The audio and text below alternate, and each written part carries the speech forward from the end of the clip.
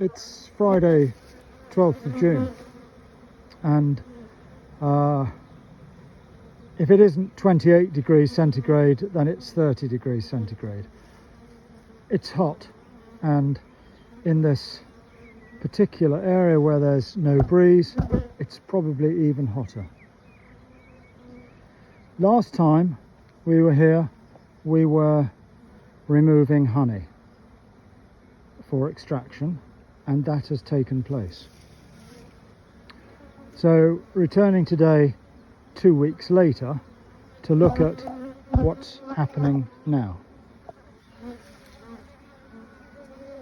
So the hive that we're looking at I described as a marathon runner, and it's doing very well.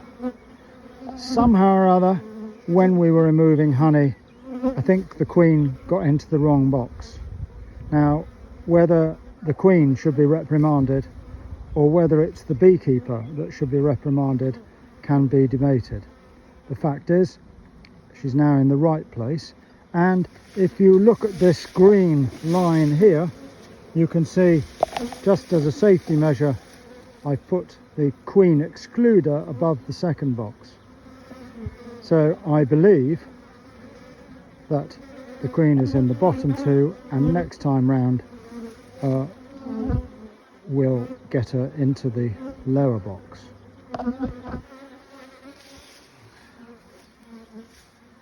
This box was the subject of a split. We split this hive away from this hive. Both are what we call queen right. I haven't seen the queen in either. That's not a disappointment, and that's not an error. What we want to see are eggs and brood in all stages. I have seen eggs and brood in all stages in both, and I have seen capped brood in both.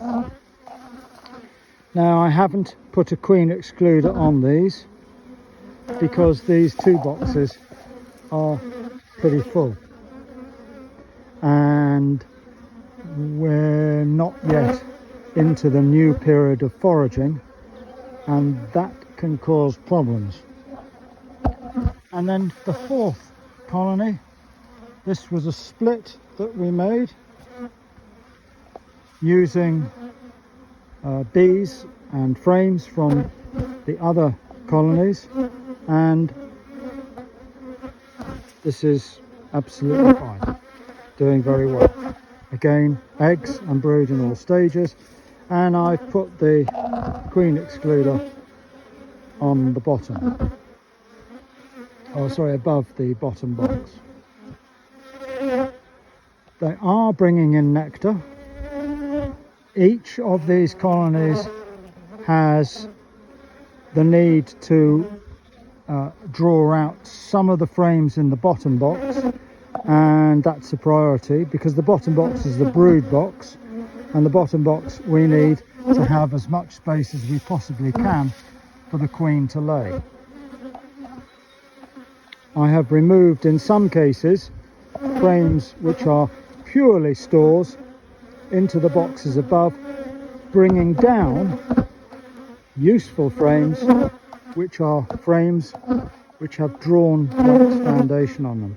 So literally all the bees have to do is a bit of tidying up, and they are ready, the cells are ready for the queen to lay in.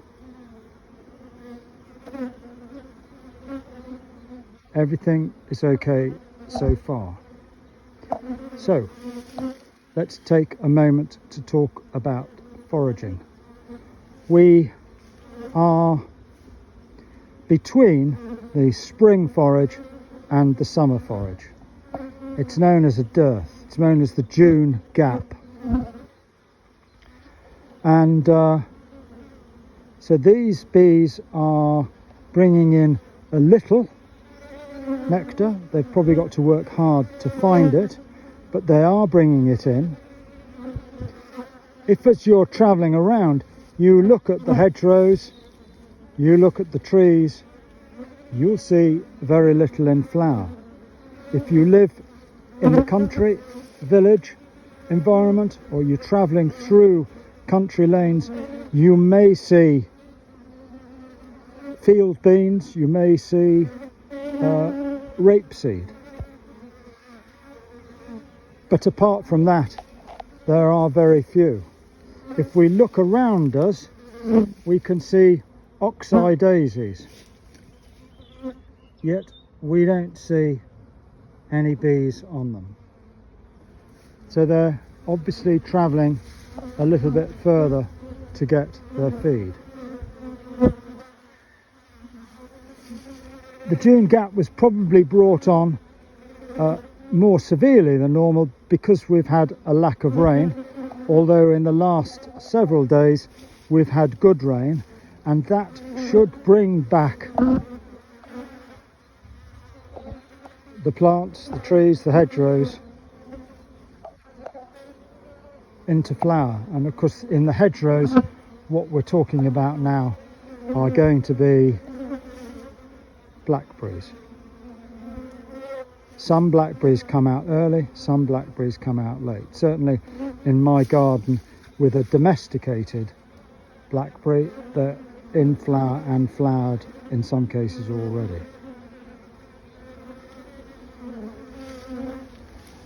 I suspect, but I can't tell you, that within 2 weeks we'll be back into foraging again.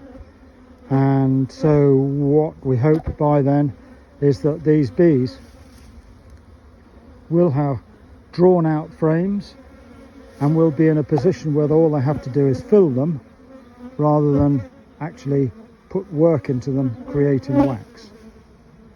Based on the amount of brood that are in each of these hives, when that brood emerges, these boxes will be full, which is exactly what we want when it gets to the foraging. June the 23rd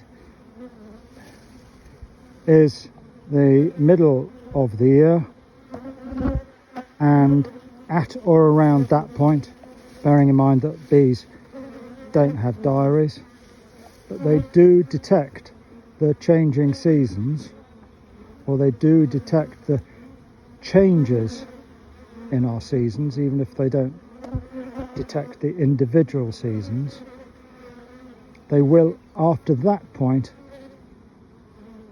begin to be looking forward to storing for winter, to building up for winter. And obviously we'll do everything we can to help them once they've given us some honey and we've extracted it. Well, that's it. Hope that's helpful. Everything's looking good. Bye for now.